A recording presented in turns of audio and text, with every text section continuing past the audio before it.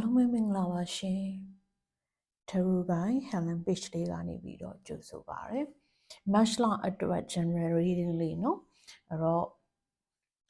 အားလုံးရွေးပြီးကြပြီလို့ထင်ပါတယ်မရွေးရသေးတဲ့သူတွေအတွက်ကဒါသည် Dixia Tarot ခတ်သည် Group 1 The Moose Tarot ခတ်သည် Group 2 Golden Journey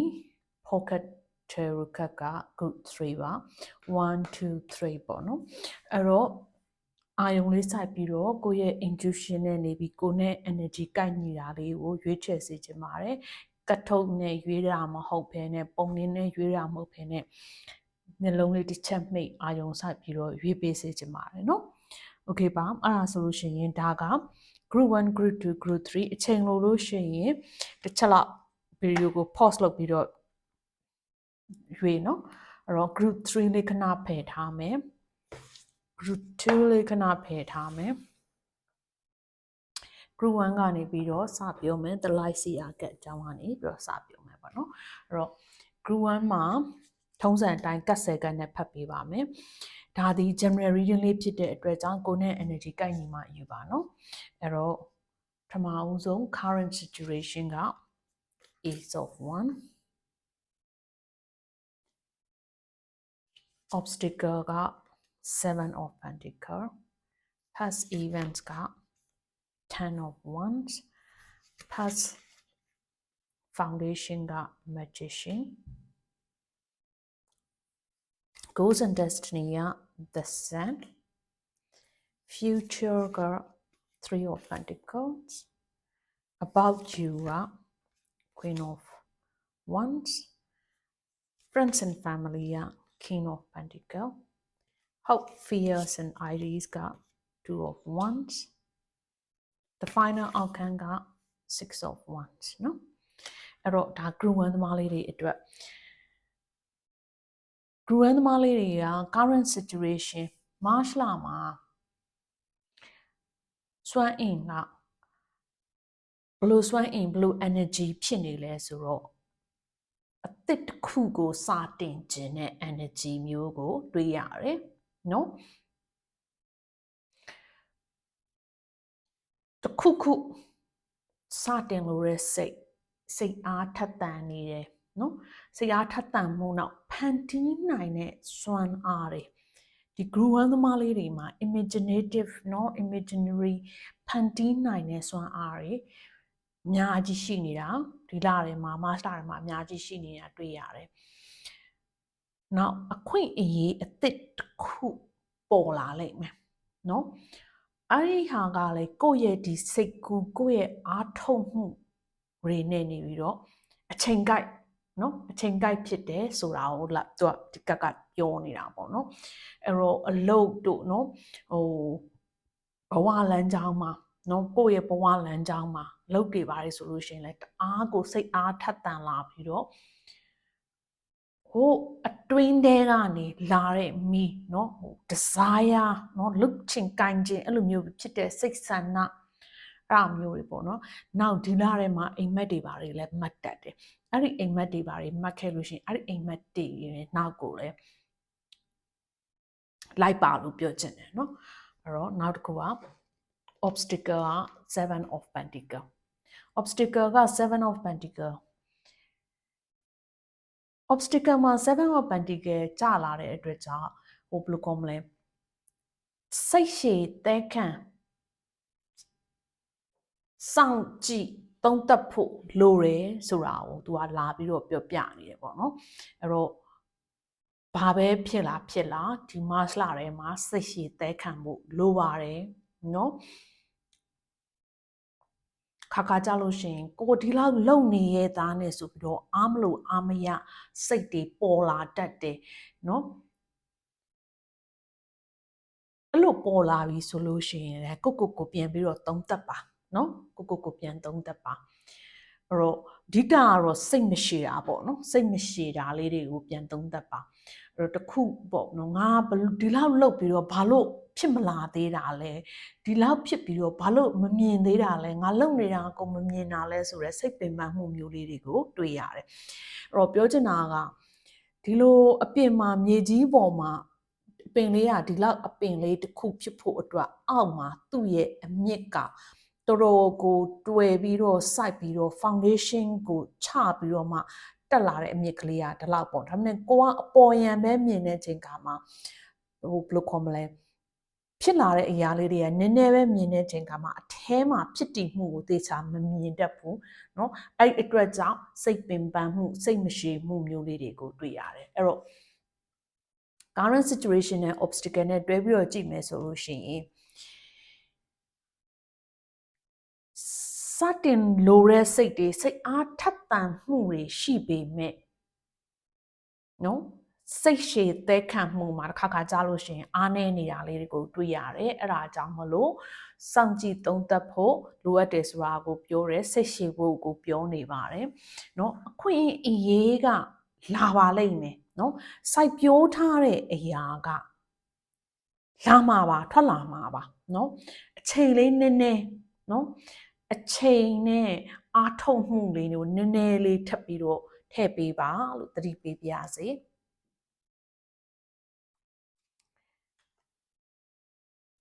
past events က10 of 1အဲ့တော့ဒီမကြသေးခင်အချိန်အတိတ်နဲ့เนาะမကြသေးခင်အချိန်အတွင်းမှာဒီ group 1သမားလေးတွေကလေတာဝန်တွေပြနေတယ်เนาะအလွန်အကျွံဝင်တော့ဝင်ပိုးတွေကိုအလွန်အကျွံထမ်းထားရတယ်အဲ့ဓာတွေကိုပြရတယ်ပေါ့เนาะဟိုအကုန်လုံးကကိုယ့်ရဲ့ပခုံးပေါ်မှာထမ်းပြီးတော့တယ်လာခဲ့တာခရီးဝေးတခြားကနည်းနည်းတော့ခရီးဝေးမဟုတ်ဘူးပေါ့เนาะဟိုအဲ့တော့ဟိုကိုတယောက်แท้ပေါ်မှာဝင်နေပြီးတော့စိတ်ပင်ပန်းကိုပင်ပန်းနေနဲ့ကြုံခဲ့ရတာကိုပြတယ်เนาะအတိတ်နဲ့မကြသေးခင်အချိန်အတွင်းမှာအဲ့တော့ကိုပခုံးပေါ်မှာအရာအားလုံးတင်ထားပြီးတော့ကိုတယောက်แท้เนาะလှုပ်လာခဲ့တာအဲ့ဒါကြောင့်မို့အရန်ကိုပင်ပန်းနေပါတယ် group number 1သမားလေးတွေကเนาะအဲ့တော့ past foundation magician ထွက်တယ်အဲ့တော့ magician ကိုကဘလို့အခြေခံအုတ်မြစ်ချလာခဲ့လဲဆိုတော့ကို့မှာဒီ group 1သမားလေးတွေကလျှို့ဝှက်တက်ရောက်မှုအနေအထားကိုမမြင်ရသေးတဲ့ energy တွေအရေးအချင်းတွေအခွင့်အရေးတွေရှိတယ်နော်ဘေးတပ်လောက်လာခဲ့ပြီးသားနော်ကိုယ့်ရဲ့စိတ်ကူးနဲ့လှုပ်ဆန်နိုင်စွမ်းကိုသာအသုံးချနော်ပြောင်းလဲနိုင်တဲ့အခြေအနေတွေကရှိကိုရှိတယ်အဲ့တော့ပြောရမယ်ဆိုလို့ရှိရင်ဒီ group 1သမားလေးတွေကလေမမြင်ရသေးတဲ့အရာတွေကဒီ group 1သမားလေးတွေမှာရှိနေပြီးသားနော်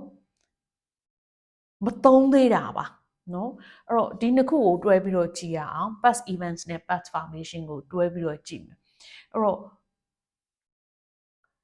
ကိုရအလွန်အမင်းပင်ပန်းတယ်အလွန်အမင်းစွမ်းရည်တွေကိုကိုယ့်ရဲ့ window ဝင်ပိုးတွေကိုထမ်းထားတယ်เนาะဟိုကိုယ်မှာရှိတဲ့တကယ်တမ်း talented ဖြစ်နေတဲ့ဟာတွေကိုထုတ်တောင်မသုံးမိဘူးဘာလို့လဲဆိုတော့တခြားတစ်ဖက်မှာဝင်နေပြီးတော့ဝင်နေပိုးပြီးတော့เนาะအဲ့တော့အခဲတွေကြော်ဖို့ဆိုတာကเนาะမတရားကြီးကိုတွန်းလုံနေုံနဲ့မပြီးဘူးเนาะ smart ကြစွာเนาะsmart ကြနဲ့နေပြီးတော့ဘယ်လိုခေါ်မလဲကိုယ့်ရဲ့ဒီခေါင်းကိုသုံး energy ကိုသုံးဒီမှာလဲ current မှာလဲထွက်ထားတယ်เนาะကိုယ့်ရဲ့ဒီစဉ်းစားဆင်ခြင်နိုင်စွမ်းတွေကိုသုံးပြီးတော့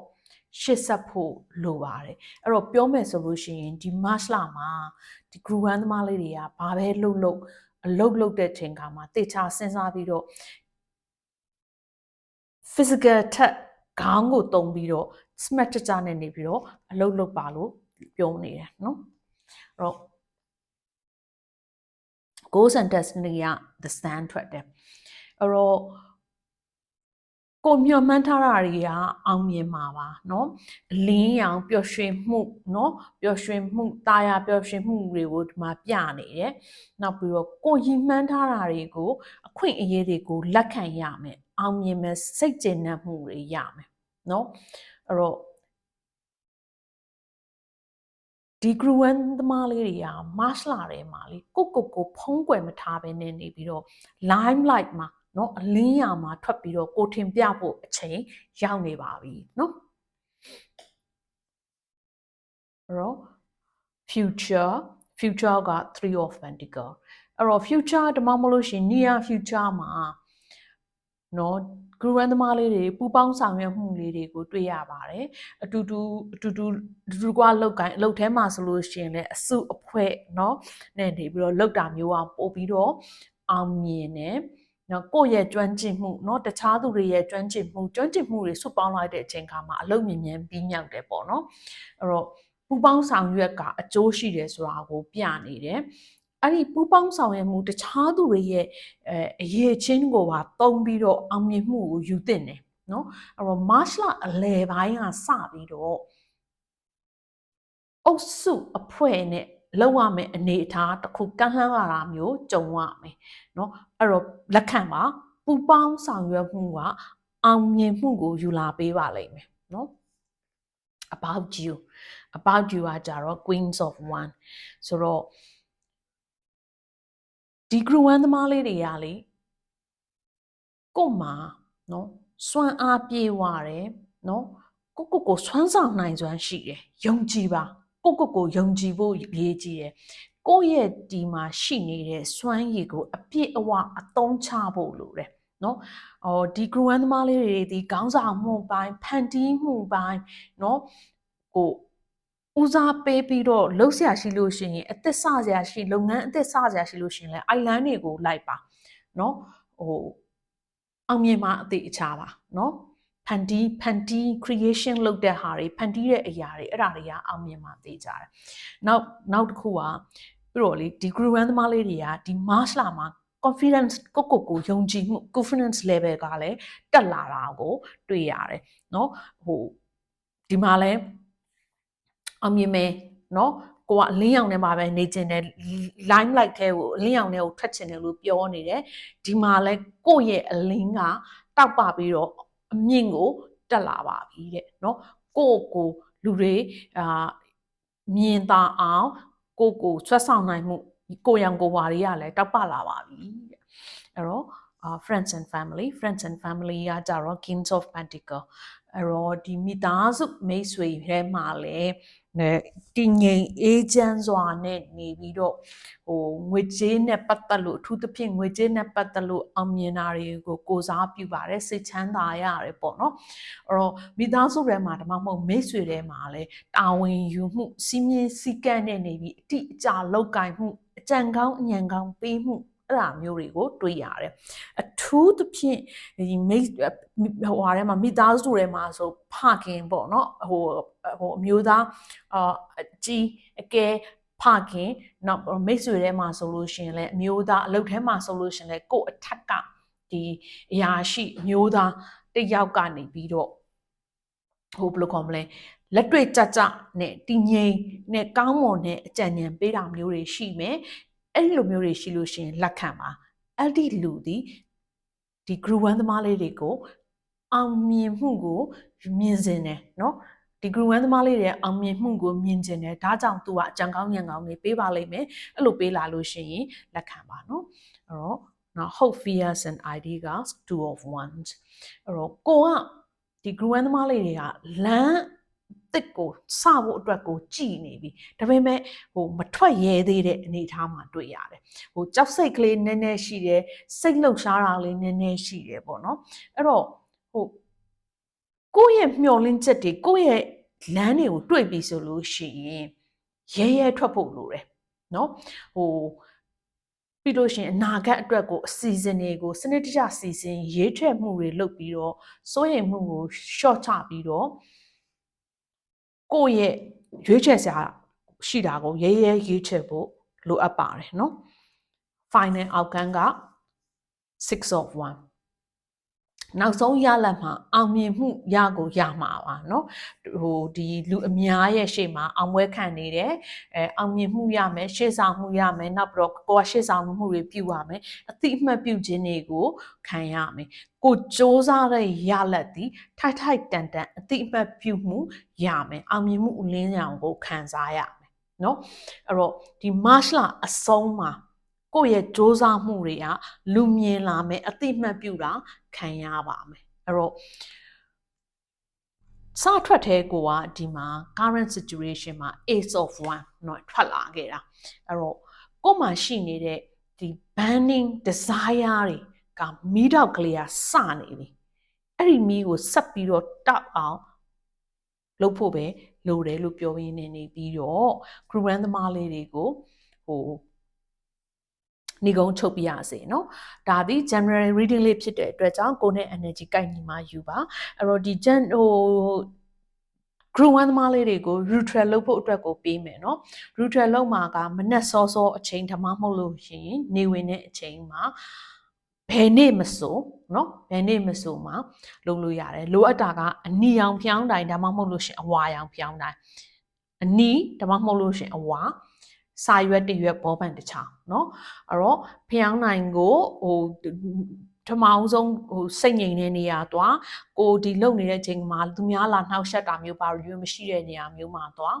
ဖျောင်းနိုင်ကိုမီးထွန်းပြီးတဲ့အခါမှာကိုရှေ့မှာထားပြီးလို့ရှိရင်ထုံးစံအတိုင်းမျက်လုံးကိုပိတ်ပြီးတော့ breathe in breathe out အသက်ရှူသွင်းရှူထုတ်ကို3ကနက်နက်ရှိုင်းရှိုင်းနဲ့နေပြီးတော့ဟိုးတဲ့အထိတေချာရှူပြီးတော့မှပါဇက်ကနေပြီးတော့ဖြည်းဖြည်းချင်းပြန်ထုတ်တာကို3ကလုပ်ပေးပါအဲ့လိုလုပ်ပြီးလို့ရှိရင်အခုဒီ March လမှာကိုစပြီးတော့လှုပ်ချင်တဲ့အရာ3ခုကိုရေးပါဥပမာအလုပ်ထဲမှာဒါမှမဟုတ်လို့ရှိရင်ကိုယ့်ရဲ့ personal life မှာကိုစိတ်ကူးရှိတာဗာလေးတွေလှုပ်ချင်တာကိုယ့်ရဲ့ရည်မှန်းချက်တွေကဘာဆိုတာပေါ့နော်3ခုကိုရေးပါအဲ့တော့3ခုကိုရေးပြီးလို့ရှိရင်ကိုကစာရွက်ကိုကောက်ကင်ရေးပြီးွားလို့စာရွက်ကိုကောက်ကင်ပြီးတော့ငါရဲ့အတွင်းမှာရင်ဘက်ထဲမှာအတွင်းမှာဒီမီးကစပြီးတော့ရှိနေပြီ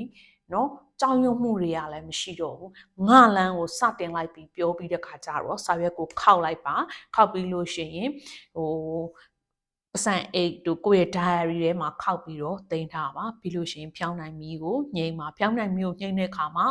ဖူးဆိုပြီးတော့မှုတ်ပြီးတော့ငြိမ်ပဲနဲ့လက်ကလေးနဲ့နေပြီးတော့အသားလေးငြိမ်သက်ပေးပါเนาะအဲ့တော့ဒါ group 1သမားလေးတွေအတွက်ဖြစ်ပါတယ်ကိုနဲ့ energy ကိုက်ညီမှယူပါနောက် group 1သမားလေးတွေကတကယ်လို့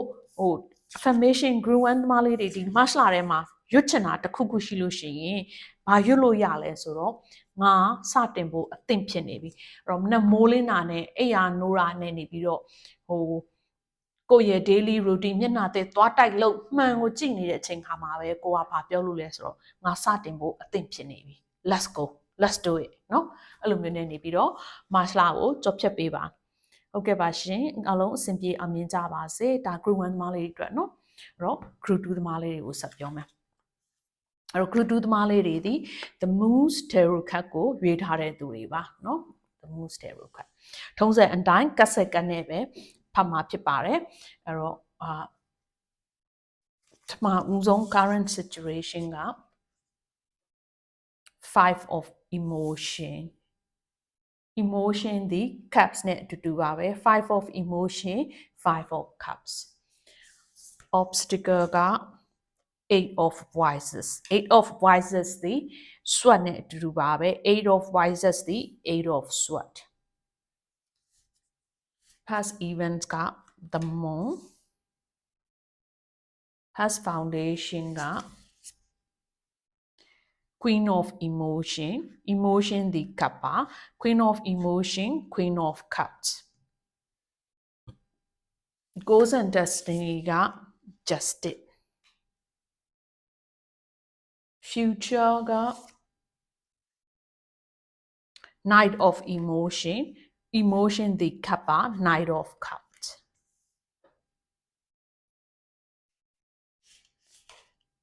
about you ကpage of emotion page of cups emotion တွေများတယ်เนาะ friends and family က moose of voices ဒါသည် king of voices kings of sword ပါvoices သည် sword ဆိုတော့ king of sword hope fears and ideas က ten of voices ten of sword final outcome က the star เนาะ အဲ့တော့ပထမဦးဆုံး group 1သမားလေးတွေက group 2သမားလေးတွေက March လမှာဘာနဲ့စနေလဲ emotion နဲ့စတယ် emotion the cups เนาะemotion နဲ့စတယ်အဲ့တော့ဒီ group 2သမားတွေက March ကို emotion တွေနဲ့เนาะစိတ်ပင်ပန်းမှုတွေနဲ့နေပြီးတော့ဆုံးရှုံးမှုအတွေးတွေနဲ့စတင်တာကိုတွေ့တယ်ကို့မှာမရှိတော့တဲ့အရာကိုယ့်လက်ထဲမှာကင်မထားတော့တဲ့အရာတွေကိုအခုချိန်ထိပူဆွေးဝမ်းနေနေတာကိုပြရတယ်เนาะပြောရမယ်ဆိုလို့ရှိရင်ဆုံးရှုံးသွားတဲ့အရာကိုပဲတတပြီးတော့ကိုယ့်ဘေးနားမှာရှိနေတဲ့အရာကိုတမိုးမထားသလိုပြနေတယ်ဒီ group 2သမားလေးတွေကအဲ့တော့ဒီ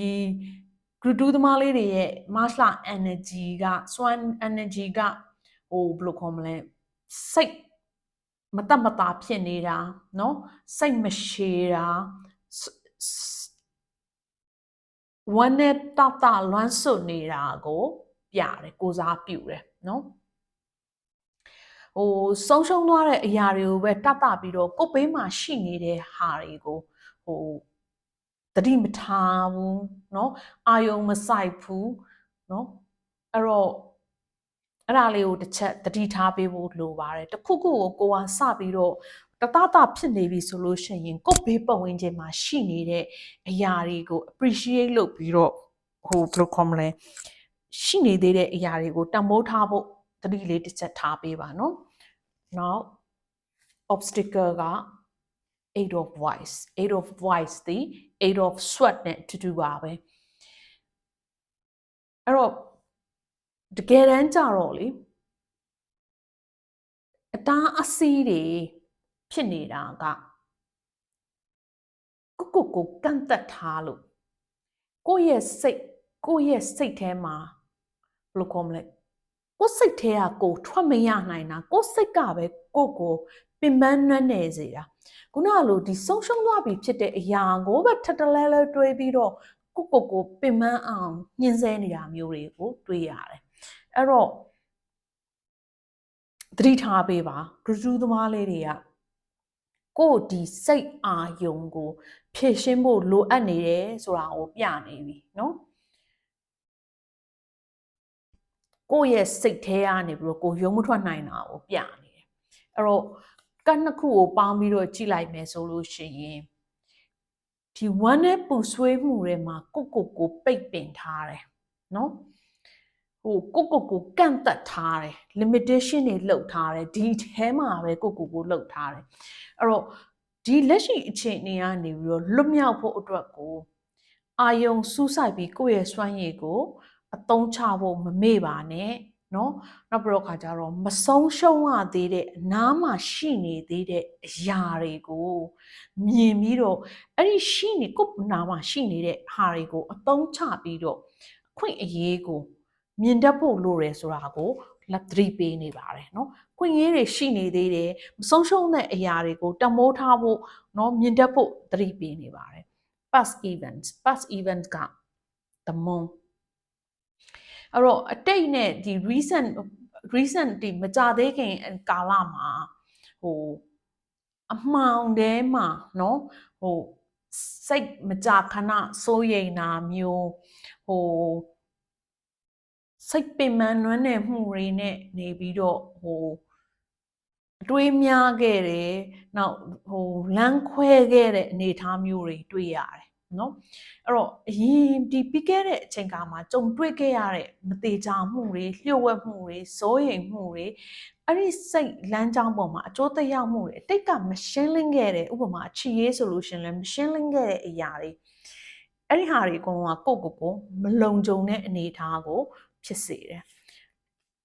past foundation က queen of emotion queen of cups เนาะ queen of cups queen of emotion အဲ့တော့ဒီအတိတ်မှာအခြေခံထားတဲ့စိတ်ပိုင်းဆိုင်ရာအရာခံစားမှုเนาะစာနာမှုအားပေးမှုအဲ့ဒါတွေကိုအဲ့ဒီကိုယ့်ရဲ့စိတ်အရင်းအမြစ်ကအတ္တတွေထိန်းထားတဲ့စိတ်ထဲမှာတည်ပိုးထားခဲ့ရတဲ့အရာတွေခံစားမှုတွေเนาะ အတားတွေကိုတည်ပိုးပြီးတော့ဘာဒန်တွေကိုတည်ပိုးထားပြီးတော့ကိုကပင်ပန်းနေတာတွေကိုပြတယ်တကယ်နဲ့ကြတော့ဒီ group 2သမားလေးတွေကစိတ်ကလေအရန်နူးညံ့နေပေါ့နော်အဲ့တော့ကိုကသူများကကိုများတခုခုများပြောလာလို့ရှိရင်ကိုကသူများကိုလှုပ်ပေးခြင်းနဲ့ခုပေးခြင်းနဲ့ healing လုပ်ပေးခြင်းနဲ့လမ်းပြပေးခြင်းနဲ့right way ကို point out လုပ်ပေးခြင်းနဲ့ဒါပေမဲ့ကိုကြတော့အဲ့လို right way ကိုရောက်အောင်သွားဖို့မေ့နေတတ်ကြတယ်နော်အဲ့တော့တစ်ချက်လေးသတိထားပေးပါနော်ဒီ group 2သမားလေးတွေဒီတကယ်ကို emotion များနေပါတယ်နော်ဒီ Mars လာမှာအဲ့တော့ goals and destiny က justice ထွက်ထားတယ်အဲ့တော့ဒီမှာကကိုယ့်ရဲ့ဒီကိုမျှော်မှန်းထားတဲ့ပန်းတိုင်ရောက်ဖို့အတွက်ရည်မှန်းထားတဲ့ပန်းတိုင်အတွက်ကိုတရားမျှတမှုနော်တိကျမှန်ကန်တဲ့သဘောထားနော်အဲ့ဒါတွေကိုကိုစားပြုနေတယ်အဲ့တော့ကိုရည်မှန်းထားပြီးတော့ကိုသေချာလုတ်ကင်ထားတဲ့အရာတွေကိုရွေးချယ်ထားတဲ့အရာတွေကိုတေချာနော်စီမံပြီးတော့လုပ်လို့ရှိရင်ရေရှည်မှာအကျိုးသက်ရောက်နိုင်ပါတယ်အဲ့တော့ဒီမတ်လထဲမှာကိုလိုချင်တဲ့အမှန်တရားကိုဖြစ်ချင်တဲ့အမှန်တရားတွေကဖြစ်လာပါလိမ့်မယ်ဒါမှမဟုတ်လို့ရှိရင်ဒီဂရုတူးသမားလေးတွေကကိုဒီအမှန်တရားကိုမပြောခဲ့ဘူးဆိုလို့ရှိရင်လည်းဒီလထဲမှာအဲ့မပြောခဲ့တဲ့အမှန်တရားအတွက်ကိုပဲကိုကပြောပြချင်တာမျိုးနော်အမှန်တရားကိုလည်းဘယ်လိုခေါ်မလဲမလိန်ကျင်တော့တာမျိုးဒီအမှန်တရားကိုဖွင့်ပြောလိုက်တော့မှကိုစိတ်ပေါ့သွားတာမျိုးနော်အဲ့ဒါမျိုးလေးတွေကိုတွေ့ရတယ်အဲ့တော့ဒီလထဲမှာကိုလိုချင်တဲ့အမှန်တရားကလည်းဖြစ်လာပါလိမ့်မယ်ဒါမှမဟုတ်ကို၌ကလည်းအမှန်တရားတိုင်းသာဖြစ်တဲ့နေဆိုပြီးတော့ဖုံးကွယ်ထားတာထိန်ချန်ထားတာရှိလို့ရှင်ဖွင့်ပြောချင်တာမျိုးလေးတွေကိုတွေ့ရတယ်နော်အဲ့တော့ future မှာက night of emotion the night of cups နဲ့တူပါပဲ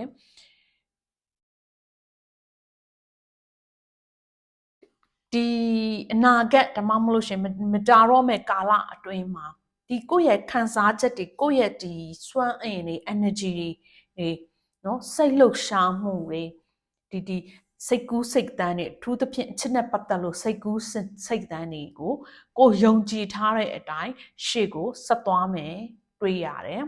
နော်အဲ့ဒီကိုယ့်ရဲ့ယုံကြည်မှုကိုယ့်ရဲ့ရည်မှန်းချက်အတိုင်းလှုပ်ရှားမှုတွေနော်အဲ့ဒါတွေကိုလည်းအမှန်အတိုင်းပဲလက်ခံဖို့လိုအပ်တယ်နော်အမှန်အတိုင်းလက်ခံဖို့လိုအပ်တယ်အရှိကိုအရှိတိုင်းလက်ခံဖို့လိုအပ်တယ်အဲ့တော့ဒီမတ်လထဲမှာဂရုသမားလေးတွေကစိတ်ခံစားချက်တစ်ခုရောက်လာလိမ့်မယ်နော်ခံစားချက်တစ်ခုပြန်ရောက်လာနိုင်တယ်message ဒါမှမဟုတ်လို့ရှိရင်တောင်းပန်စာမျိုးเนาะ apology letter apology message ဒါမှမဟုတ်လို့ရှိရင်confession တစ်ခုကိုဒီအမှန်တရားနဲ့ပတ်သက်ပြီးတော့လာပြီးတော့ဝန်ခံတာမျိုးကိုကဝန်ခံတာမျိုးကိုအဲ့လိုမျိုးတွေဖြစ်လာလိမ့်မယ်အဲ့တော့ရာက kind of dream လို့ပဲဒါပေမဲ့ဖြစ်လာပါလိမ့်မယ်เนาะ about you က page of emotion page of cups เนาะအနီရောင် and heart shape ဆိုတော့ဒီ group 2သမားလေးတွေကလေနူးညံ့သိမ်မွေ့ပြီးတော့ဖန်တီးနိုင်တဲ့စွမ်းအားရှိတယ်ခံစားချက်အထူးသဖြင့်ဒီကိုယ့်ရဲ့တခုဆိုရင်ပတ်ကြီးနဲ့ခံစားတာရင်ပတ်ကြီးနဲ့ခံစားပြီးတော့เนาะဒီအာယုံခံနိုင်စွမ်းနေရအရန်ကိုများတယ်ပေါ့เนาะဒီကိုယ့်ရဲ့စိတ်ကူးစိတ်တန်းနေဒီကိုယ့်ရဲ့ဒီဘယ်လိုခေါ်မလဲအခွင့်အရေးတွေကိုယ့်ရဲ့အချစ်နဲ့ပတ်သက်ပြီးတော့အခြေရေးနဲ့ပတ်သက်လို့အခွင့်အရေးတွေကိုဖွင့်လှစ်လက်ဟပြနိုင်တဲ့အနေအထားမျိုးတွေရှိနေပါတယ်အဲ့တော့ပြီးတော့ကိုပြောလာတဲ့အရာတွေကိုလည်းကိုကစိတ်ရှင်းတန်နဲ့နေပြီးတော့ယုံကျင်တယ် နောက်ပြီးတော့တကယ်လို့များဒီမှာအစကစခဲ့တာဒီပြီးသွားတဲ့အရာအတွက်ကိုနော်ပြီးသွားတဲ့အရာအတွက်ကိုပူဆွေးဝမ်းနဲ့နေတယ်ဆိုရင်ပြောခဲ့တယ်နော်စရဲကိုကိုဘေးနားမှာရှိနေတဲ့အရာကိုသတိမထားမိလို့တမိုးမထားမိလို့ဆိုတာတွေဒါတွေကသတိထားမိလာမယ်တမိုးထားမိလာမယ်အဲ့ဒီလိုသတိထားမိလာမယ်တမိုးထားမိလာမယ်ဥပမာအချီရေးမှာဆိုလို့ရှိရင်လေဘေးနားမှာရှိလာတဲ့အရာဘေးနားကိုရောက်လာတဲ့အရာကိုကချစ်ချင်လာတယ်တမို့ဘယ်လိုခေါ်မလဲယုံကြည်ခြင်းနဲ့ပြောတာကိုယုံကြည်ခြင်းလာတယ်အဲ့ဒီဟာနဲ့နေပြီးတော့ရှင်သန်ခြင်းနဲ့စိတ်အနေထားလေးတွေကိုနော်တွေ့ရတယ်အဲ့တော့ friends and family မှာ moves of vices အဲ့ဒါဒီ king of sword ပါ vice ဒီ sword နဲ့အတူတူပါပဲအဲ့တော့ friends and family เนาะကိုယ့်ရဲ့ဒီမိသားစုမိတ်ဆွေတွေမှာဆိုလို့ရှိရင်တိကျပြတ်သားတဲ့ဉာဏ်ပညာပြည့်ဝပြီးတော့သဘောတရားပြည့်ဝတဲ့အခြေခံတဲ့ဆက်ဆံရေးတွေကိုကိုစားပြုတယ်လို့ပြောလို့ရတယ်။ကိုယ့်ရဲ့မိသားစုမိတ်ဆွေအတွင်းမှာဆိုလို့ရှိရင်ဉာဏ်ပညာကိုအခြေခံပြီးတော့ဆုံးဖြတ်ချက်ချတာနော်ရှင်းလင်းတဲ့တိကျတဲ့ပြတ်သားတဲ့ဆက်သွယ်ရေး communication လေးတွေကိုထောက်ပြတယ်နောက်ပြီးတော့တာဝန်ရှိမှုတာဝန်ယူမှုနော်အကျိုးသက်မှုဆိုတာလေးတွေကိုပြတယ်အဲ့လိုပြီးတော့ကိုယ့်ရဲ့ဒီမိသားစုမိတ်ဆွေတွေကတယောက်မှာဒီစိတ်ခံစားမှုထက်အုံနောက်ကိုတုံးပြီးတော့လူတယောက်နော်အဲ့လူတယောက်ကကိုယ် supporting ပေးပါလိမ့်မယ်ဒါမှမဟုတ်လို့ရှိရင်လည်းခုနကကိုယ့်ရဲ့ life တဲကိုဝင်လာမဲ့နော်အသစ်လူတယောက်အဲ့လိုလူတယောက်ကခါတာပြင်ရကြည့်လိုက်လို့ရှိရင်အေးဆက်တလို့ထင်ရပေမဲ့တကယ်တမ်းကျတော့ तू ကအမှန်တရားကိုကင်ဆောင်ပြီးတော့ဘဝထဲဝင်လာမှာမျိုးကိုတွေ့ရတယ်နော် host fears and IDs က 10 of vices ဒီ 10 of sword နဲ့အတူတူပါပဲเนาะအဲ့တော့ဒီ March လထဲမှာเนาะ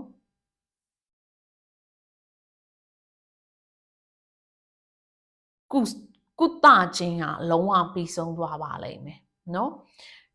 စချင်းမှာထွက်လာတဲ့ emotion တွေကပြီးဆုံးသွားပါလိမ့်မယ်เนาะမျောလင်းချက်တွေပြန်ပြီးတော့တောက်ပလာမယ်မျောလင်းချက်တွေပြန်ပေါ်လာမယ်เนาะအဲ့တော့ March လမှာကုသခြင်းတွေဒီ March လအစမှာဖြစ်လာတာတွေက March လအဆုံးမှာပြီးဆုံးသွားလိမ့်မယ်เนาะကုသခြင်းနဲ့ပြီးဆုံးသွားလိမ့်မယ်เนาะဘယ်လိုခေါ်မလဲကိုသာတတိထားပြီးတော့เนาะလွတ်သွားတဲ့အရာတွေပြီးသွားတဲ့အရာတွေကိုဆုပ်ကင်မထားတော့ဘဲနဲ့ရှစ်ဆက်ဖို့အတွက်ကိုလုပ်သင့်ပါပဲเนาะအဲ့တော့ final outcome ကိုကြည့်ရအောင် final outcome က the star ထွက်ထားတယ်အဲ့တော့နောက်ဆုံးမှာเนาะ final outcome မှာ the star ဆိုတော့ကိုယ့်ရဲ့မျှော်လင့်ချက်တွေကိုမျှော်လင့်ထားတဲ့အရာတွေကိုရရှိမှာပါတဲ့เนาะနောက်ဆုံးမှာ March လအဆုံးမှာเนาะကိုမျှော်လင့်ထားတဲ့အရာတွေကဖြစ်တည်လာမယ်ကိုယ့်ရဲ့မျှော်လင့်ချက်အသက်စိတ်တန့်ရှင်သန်မှုနဲ့ကုသခြင်းတွေကလည်း ဒီမှာเนาะပြီးဆုံးသွားပြီเนาะကိုယ့်ရဲ့ဒီခံစားချက်တွေအကုန်လုံးကဒီနာကျင်မှုတွေကပြီးဆုံးပြီးတော့မျှော်လင့်ချက်အသစ်နဲ့နေပြီးတော့ life ကိုအသစ်ပြန်စနိုင်တယ်အခက်ခဲတွေရဲ့နောက်ွယ်မှာအလင်းရောက်လာပါပြီတဲ့เนาะအဲ့တော့ကိုမှာဒီစိတ်ပင်ပန်းเนาะအရင်ဒီဖြစ်ခဲ့တဲ့အတိတ်ကအကြောင်းအရာတွေနဲ့ပင်ပန်းခဲ့တာတွေကိုလည်းအကုန် drop off လုပ်ပြီးတဲ့အခါမှာနောက်ဆုံးမှာမျှော်လင့်ချက်ရောင်ကြီးเนาะအလင်းရောင်မျှော်လင့်ချက်အလင်းရောင်ကထွန်းလာပါပြီယုံကြည်မှုတွေငြိမ်းချမ်းမှုတွေကိုပြန်လည်လက်ဝယ်ရရှိလာပါပြီเนาะအဲ့တော့ကိုယုံကြည်ပါเนาะ ကိုယုံကြည်ဖို့အရေးကြီးပါတယ်မင်းမရတော့တဲ့အရာတွေကိုမမေ့ခိုင်းဘူးနော်လွတ်ချခိုင်းတာနော်တဲမထားပါနဲ့တဲပိုးထားရတာပင်ပန်းပါတယ်လွတ်ချဖို့အရေးကြီးပါတယ်နော်အဲ့တော့ဒီ group 2သမားလေးတွေကို router လေးလုပ်ပေးခြင်းတယ်တကယ်လို့များတခုခုဆိုရင်ကိုကစိတ်ကလေးနေတာတော့မျက်ရည်လေးကနည်းနည်းလေးစွတ်ကျင်လာပြီဆိုလို့ရှိရင်နော်ဒီမှာလေးဘာလို့လဲဆိုတော့ဒီမှာဆိုလို့ရှိရင် cups တွေအရမ်းများတယ် sweat တွေအရမ်းများတော့ emotion တွေအရမ်းများတော့တခုခုဆိုရင်စိတ်ကလေးကအဝါဖြစ်ပြီးတော့မျက်ရည်လေးကစွတ်ကျင်လာပြီအဲ့လိုမျိုးဖြစ်လာပြီဆိုလို့ရှိရင်နော်ဟိုစလုံးတစ်လုံးထဲမှာရေထည့်နော်စလုံးထဲမှာစလုံးကြီးထဲမှာရေထည့်ပြီးလို့ရှိရင်လက်ကိုအဲ့ဒီရေထဲကိုထည့်လိုက်နော်အဲ့တော့ဒါမှမဟုတ်လို့ရှိရင်လည်းဘေးစင်လေလက်ဆေးဘေးစင်မှာရေပိုက်ကိုဖွင့်ချပြီးတော့အဲ့ရေပိုက်မှာလက်ကိုခံထားပြီးတော့ငါးစိတ်ထဲကလေးလံနေတဲ့လေးလံမှုတွေကဒီရေနဲ့အတူစီးဆင်းသွားပြီဆိုပြီးတော့လုပ်လိုက်နော်အဲ့တော့တကယ်လို့လက်ဆေးစလုံးထဲမှာလက်နှစ်တဲ့သူမျိုးကြတော့လေအဲ့လိုလက်ဆေးစလုံးထဲမှာရေကိုလက်နှစ်ပြီးလို့ရှိရင်ငါစိတ်ထဲမှာလေးလံမှုတွေကဒီရေနဲ့တူဆင်းဆင်းသွားပြီဆိုပြီးလက်ကိုဖြုတ်ပြီးတော့လက်ဆေးစလုံးကရေကိုမြေကြီးထဲကိုသွန်လိုက်နော်အဲ့တော့ group 2သမားလေးတွေကိုလေးစားဖို့လိုပါတယ်ပြီးသွားတဲ့အရာတွေကိုတနဲ့နေမဲ့အစားကိုယ့်ရဲ့ပတ်ဝန်းကျင်ကိုယ့်ရဲ့ဘေးနားမှာရှိနေသေးတဲ့အရာကိုတမိုးထားဖို့အရေးကြီးပါတယ်နော်အဲ့တော့ group 2သမားလေးတွေအနေနဲ့ affirmation ပေါ့နော်ရွတ်ချင်တယ်ဆိုလို့ရှိရင်မနေ့အိယာထားတဲ့အချိန်ခါမှာမျက်နှာတစ်တဲ့အချိန်မှန်ကြည့်တဲ့အချိန်ခါမှာငါမမေ့နိုင်သေးပေမဲ့ငါငြိမ်သက်လာပြီငါကြုံလွှားနိုင်ပြီအဲ့ဒါလေးကိုရွတ်ပေးပါနော်ငါမမေ့နိုင်သေးပေမဲ့ငါငြိမ်သက်လာပြီငါကြုံလွှားနိုင်ပြီဆိုပြီးတော့အဲ့ဒါလေးကိုရွတ်ပေးပါဒါဒီ general reading လေးဖြစ်တဲ့အတွက်ကြောင့်ကိုနဲ့ energy ကိုက်ညီမှယူပါနော်ဒါဆိုရင်ဒါ group 2လေးတွေပြီးသွားပြီအဲ့တော့ group 3သမားတွေက the golden journey pocket tarot ခက်ကိုရေးထားတဲ့သူလေးတွေအတွက်ကိုပြောမယ်နော်အဲ့တော့ဒီ group 3သမားလေးတွေရဲ့ current situation judgment obstacle tower past events wheel of fortune major ကတ်တွေပဲနော်past foundation death okay another major cut future emperor wow major cut 5 cut goals and destiny emperor future ace of pentacle about you king of wands friends and family 7 of swords hope fears and ideas the devil final outcome the war wow major cut 9 cut ထွက်တယ် group 3သမားလေးတွေနော် major cut 9 cut ထွက်တယ် it mean ကကြီးမားတဲ့အပြောင်းအလဲ changes တစ်ခုရှိတယ် group 3သမားလေးတွေ march လမှာပြောင်းလဲကြီးတစ်ခုရှိတယ် okay တစ်ခုချင်းစီအရင်ကြည့်ရအောင်အဲ့တော့ judgment cut current situation က judgment ဒီလဟာနိုးကြရမယ်လပါ group 3သမားလေးတွေနော်မမြင်ချင်လို့လည်းမမြင်ရတော့ဘူးနော်ကို wake up call ခေါ်နေပြီ wake up call တွေခေါ်နေပြီနော်အဲ့တော့ဘဝခေါ်နေပါပြီအဲ့တော့ကြောင်ရွံ့မှုတို့မျောလင်းချက်မရှိတာတို့နာကျင်တာတို့ရှောင်ကြဉ်နေတာတို့နောက်ကျအဲ့ဒီဟာတွေအကုန်လုံးကနေပြီးတော့လွတ်မြောက်ဖို့အချိန်တန်ပါပြီတဲ့နော် obstacle က the tower အဲ့တော့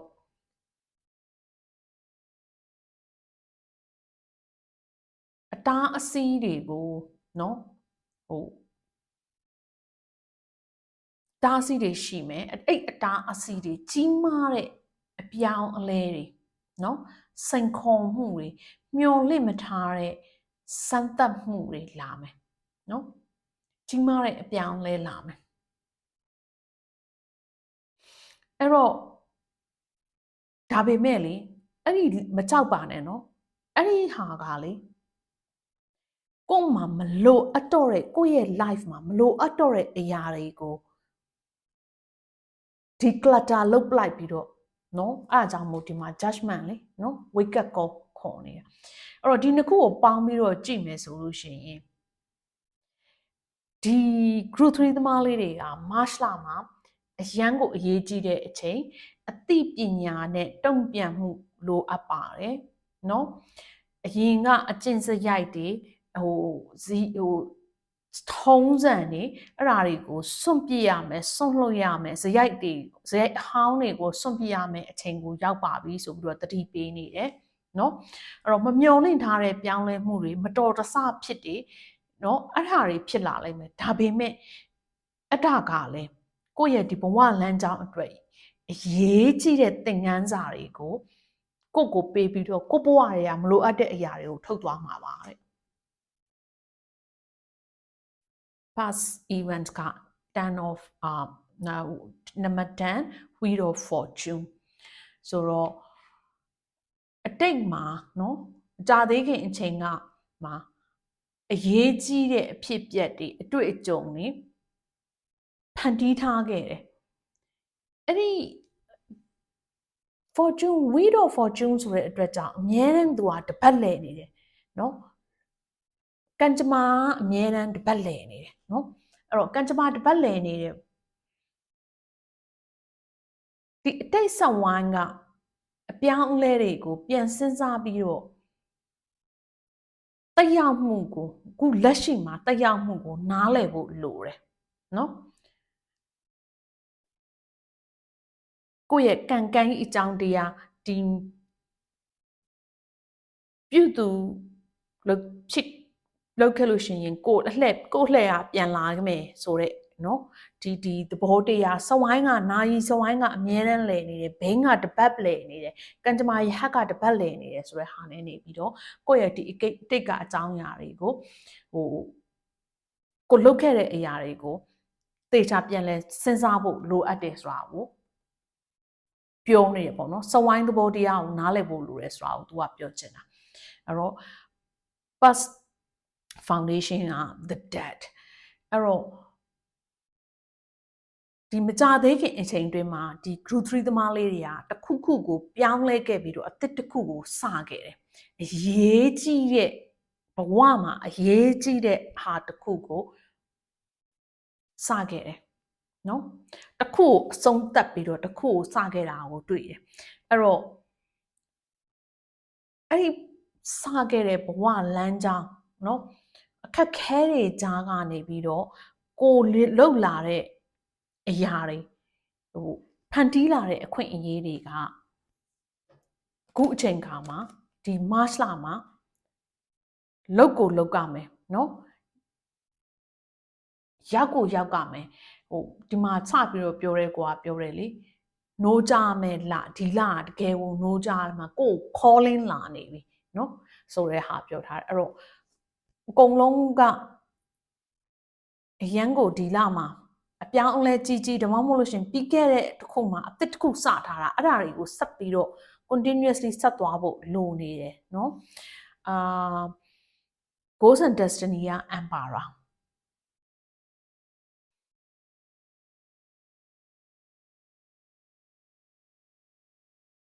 ဖွဲ့အစည်းတစ်ခုမှာဦးဆောင်တာခေါင်းဆောင်တာကိုစားပြုတယ်ကိုကနော် group 3 သမားလေးတွေက leadership နေရာမျိုးဒါမှမဟုတ်လို့ရှင်အဲ့ leadership လမ်းကြောင်းပေါ်ကိုတွန်းတင်ပေးနေတယ်နော်ဒီ March လထဲမှာဘဝကဘယ်လိုခေါ်မလဲကိုလိုမှန်းထားကိုလိုချင်တဲ့ကိုမှန်းထားတဲ့ပန်းတိုင်ရည်မှန်းချက်ကိုစီကံစီမြင့်နဲ့နေပြီးတော့စနစ်တကျနဲ့နေပြီးတော့သွားဖို့လိုတယ်ကိုလိုချင်တာကိုရဖို့အတွက်ကိုဘဝကိုတည်တည်ချာချာထိန်းချုပ်ပြီးတော့လမ်းကြောင်းအတိုင်းသွားဖို့လိုတယ်နော်ကိုအရင်ဒီဘက်ကပြီးထားခဲ့တဲ့အရာတွေနော်သစ္စာခဲ့တဲ့ဘဝလမ်းကြောင်းကိုတည်တည်ချာချာလမ်းကြောင်းချကိုက်ညီပြီးတဲ့ခါကျတော့အခက်ခဲတွေကြားနေပြီးတော့နော်တိုးတက်မှုအခွင့်အရေးကိုဖန်တီးပြီးတော့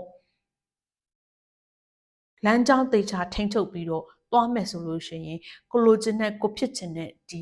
ပန်းတိုင်ကရောက်ကိုရောက်မယ်เนาะအထူးသဖြင့်အဖွဲ့အစည်းတစ်ခုမှာဦးဆောင်မှုခေါင်းဆောင်မှုကိုစားပြုပြီးတော့เนาะအာဏာပိုင်เนาะဒီထက်ထပ်ပြီးတော့မြင့်တဲ့နေရာမျိုးတွေကို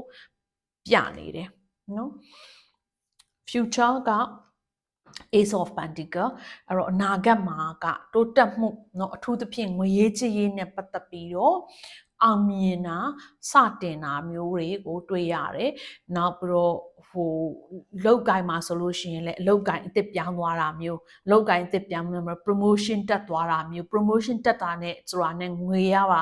တက်လာတာမျိုးအဲ့လိုမျိုးပေါ့နော်။အဲ့ဒါတွေမျိုးတွေကိုတွေ့ရတယ်။ကိုကလေဒီမှာဆိုလို့ရှိရင်ဒီအပင်မှာဆိုလို့ရှိရင်ဒီအမြစ်ကနေပြီးတော့ထိုးဆိုင်လိုက်တာကအပေါ်မှာဒီလိုကြီးပွားတိုးတက်လာဖို့အတွက်ကိုကြီးပွားပင်လေးတစ်ပင်ကနေပြီးတော့ဒီအပေါ်ကိုဝေဖြာပြီးအခက်လက်တွေညွန့်ဝေစာပြီးတော့ညွန့်နေဖြာနေဖို့အတွက်ကိုအလုပ်ထဲမှာဆိုလို့ရှိရင်လေကိုအဲ့လိုမျိုးအပေါ်ကိုရောက်အောင်တွန်းပြီးတော့เนาะကိုလိုချင်တဲ့အားကိုဥတီချက်အတိုင်းကိုရောက်ဖို့အတွက်ကိုယ့်ရဲ့အခွင့်အရေးတွေအကျိုးခံစားခွင့်တွေဖွင့်လှစ်ပေးမယ်လာပါနော် about you က Kings of One အဲ့တော့ပြောရမယ်ဆိုလို့ရှိရင် Root 3 သမားလေးတွေ March လသည် comeback လာပါနော်ခေါင်းဆောင်အဖြစ်ပြန်လဲနိုးထနော်ဒီမှာလဲပြောထားတယ်နော်ဒီမှာလဲခေါင်းဆောင်အဖြစ်ပြန်လဲနိုးထရမယ်လာပါနော်စိန်ခေါ်မှုတွေကိုရင်ဆိုင်ပြီးတော့ကိုလိုချင်တဲ့ဟာကိုရောက်အောင်လှမ်းဖို့တတိပေးနေပါတယ်ဘဝမှာလှုပ်ရှားမှုတွေနဲ့ဩဇာအာဏာတွေကိုအသုံးချပြီးတော့ခေါင်းဆောင်အဖြစ်တိဆောက်ပြီးတော့နော်နားလည်မှုယုံကြည်မှုတွေနဲ့လိုက်လျောညီတွေတလားနဲ့နေပြီးတော့ဆောင်ရွက်ဖို့မမေ့ပါနဲ့နော် friends and family က seven of swords အဲ့တော့မိသားစုမိတ်ဆွေလူတိုင်းကိုမယုံပါနဲ့မိသားစုမိတ်ဆွေတွေမှာလူတိုင်းကိုမယုံပါနဲ့နော်လျှို့ဝှက်မှုလေးတွေတွေ့ရတယ်နော်healthy မဟုတ်တဲ့နော်ကျန်းမာမကျန်းမာတဲ့ဆက်ဆံရေးမျိုး healthy relationship မဟုတ်တဲ့ဟာမျိုးလေးတွေရှိတယ်အဲ့ဒါလေးတွေတစ်ချက်သတိထားပေးပါပြောချင်တာတော့ကွာလူတိုင်းကိုမယုံနဲ့ပေါ့နော်အဲ့တော့ဘာပဲဖြစ်ဖြစ်တခုဆိုလို့ရှိရင်တည်တခြားဂရုတစိုက်နဲ့နေပြီးတော့စူဇန်ကြည့်ဖို့မရှင်းလင်းရင်ရှင်းတဲ့အထိမေးဖို့เนาะအခြေအနေတွေကိုသတိထားဖို့သတိပေးနေပါတယ်เนาะ hope fears and ideas ကကြတော့ the devil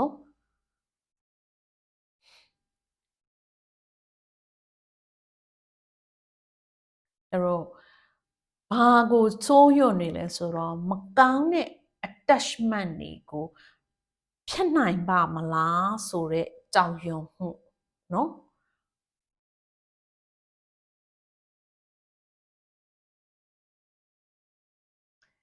အဲ့တော့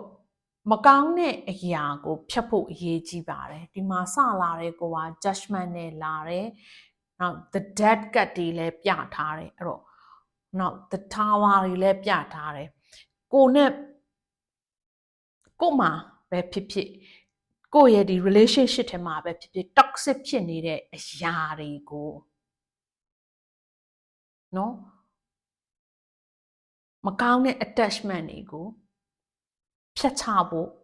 မမေ့ပါနဲ့လိုအပ်ပါတယ်เนาะတကယ်ကိုဖြတ်ချဖို့လိုအပ်ပါတယ်เนาะ final outcome ကကြတော့ the wall အဲ့တော့ final outcome မှာ the wall ထွက်လာတဲ့အခါကျတော့ major ကတ်ရဲ့နောက်ဆုံးကတ်ဖြစ်တဲ့နံပါတ်21ဆိုတော့ the ant the wall အခန်းကဏ္ဍတစ်ခုဟာပြီးဆုံးသွားတယ်နောက်ဆုံးမှာအခန်းကဏ္ဍတစ်ခုဟာပြီးဆုံးသွားတယ်ကိုယ့်ရဲ့ဒီစီးပွားရေးဆိုလို့ရှင်လဲစူးစမ်းအားထုတ်ထားတယ်ကိုရီမှန်းထားတဲ့ပန်းတိုင်တစ်ခုကိုရောက်မယ်အောင်မြင်မယ်ပြီးဆုံးမယ်ဆိုတာကိုစားပြုပါတယ်เนาะပြီးတော့ကိုယ့်ရဲ့ဒီစိတ်အနေနဲ့ဆိုလို့ရှိရင်လဲလွတ်မြောက်မှုကိုခံစားရမယ်ဆိုတာမျိုးကိုသူကပြတယ်ပေါ့နော်အဲ့တော့ဒီ group 3သမားလေးတွေကလေဒီမှာ major cut 9ခုထွက်လာတယ် major cut 9ခုထွက်လာတဲ့အတွက်ကြောင့်အခုဒီလကတာမန်လမဟုတ်ဘဲနဲ့ဘဝလမ်းကြောင်းတစ်ခုကိုကြီးမားပြောင်းလဲစေနိုင်တယ်နော်။ဘာလို့ဆိုလက်ရှိအခြေအနေမှာကသူက judgment ဒီ judgment က calling cut နိုးထမှုတစ်ခုနဲ့ဆုံးဖြတ်ချက်အကြီးတစ်ခုကိုလောက်ရမယ်နော်အဲ့တော့ obstacle မှာ the tower ထွက်ထားတဲ့အတွက်ကြောင့်မမျော်လင့်ထားတဲ့အရာတွေပြိုကွဲသွားမယ်နော်ရုတ်တရက်အပြောင်းလဲဖြစ်မယ်ဒါကလည်းကိုယ့်ဘဝမှာမလိုအပ်တဲ့အရာတွေကိုခွဲထုတ်ပစ်လိုက်တာဆွဲထုတ်ပစ်လိုက်တာနော်ဒီ past events နဲ့ past foundation က wheel of fortune နဲ့ deck နော်ဒီနှစ်ခုပါဝင်နေတဲ့အတွက်ကြောင့်ကိုယ့်ရဲ့ဒီကံကြမ္မာအလှည့်အပြောင်းတစ်ခုကပြီးဆုံးပြီးတော့အဆုံးသတ်ပြီးတော့နောက်တစ်ခုကိုပြောင်းတယ်အသစ်တစ်ခုကိုစတယ်ဆိုတာကို तू ကပြထားတယ်နောက်တစ်ခါ goals and destiny မှာ the emperor ကိုယ့်ရဲ့ power အာဏာတည်ငြိမ်မှုခိုင်မာတဲ့အနာဂတ်ကိုတည်ဆောက်လိုတဲ့စိတ်เนาะကိုဖြစ်ချင်တာကိုတွားမယ်ဆိုတဲ့စိတ်တွေကိုပြနေတယ်အဲ့တော့လက်တွေ့ကြတဲ့အခွင့်အရေးတွေရောက်လာမယ်เนาะကိုကလုံနိုင်တဲ့လုံရကိုင်းရင်ရှိတဲ့ခေါင်းဆောင်เนาะအဲ့တော့အနားမှာကိုဘေးနားမှာเนาะဒီ friends and family မှာတစ်ချက်သတိထားပြီး host fears and ideas မှာလည်း the devil ဖြစ်နေတဲ့အတွက်ကြောင့်ယုံကြည်စိတ်ချရတဲ့ယုံကြည်စိတ်ချရတဲ့ဒီနှစ်ခုတွဲရက်ပေါ့နော် seven of swords friends and family မှာ seven of swords now the devil hope fears and ideas မှာ the devil ကြနေတဲ့အတွက်ကြောင့် attachment မကောင်းတဲ့ attachment တွေကိုညှိတွယ်မနေဖို့เนาะနောက်လူတိုင်းကိုမယုံဖို့เนาะလျှို့ဝှက်မဲ့အရာကိုလျှို့ဝှက်ထားဖို့အကုန်လုံးကိုဖွင့်မပြောဖို့အဲ့ဒါလေးတွေတစ်ချက်သတိထားပေးဖို့လိုအပ်တယ်เนาะနောက်ဆုံးမှာကတော့ the wall ဆိုတဲ့အတွက်ကြောင့်စဝိုင်းတစ်ခုအောင်မြင်မှု complete set ကိုရောက်သွားတယ်เนาะအဲ့တော့ပြိုကွဲတဲ့အရာတစ်ခုကနေပြီးတော့ no ထလာပြီးတော့အဆုံးသတ်မှာအသစ်တစ်ခုကိုအောင်မြင်နဲ့နေပြီးတော့ရောက်ရှိမယ်ဆိုတာကိုပြနေတယ်ပေါ့နော်အဲ့တော့ဒီဟာ group 3သမားလေးတွေအတွက်က March လသည်အရန်ကိုအပြောင်းအလဲ major အပြောင်းလဲဖြစ်မဲ့လအဲ့တော့ group 3သမားလေးတွေကို retreat လုပ်ချင်တယ်ဆိုလို့ရှိရင်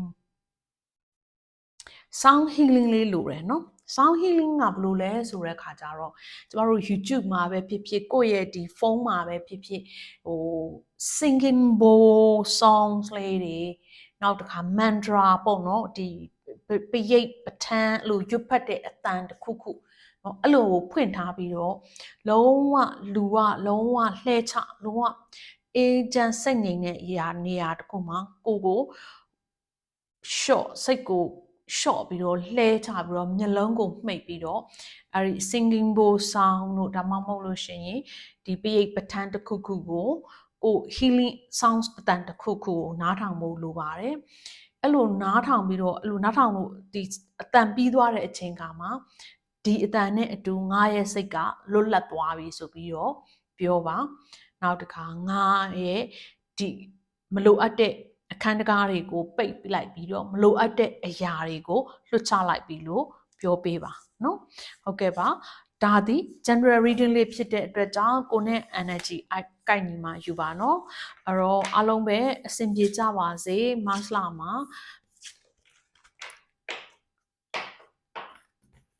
အားလုံးစိတ်ကျမ်းမာရင်ကိုယ်ချမ်းသာခြင်းနဲ့ပြည့်စုံပါစေလို့ပြောရင်းနဲ့နေပြီးတော့ဒီဗီဒီယိုလေးကိုညီကုန်းတက်ပါရစေရှင် bye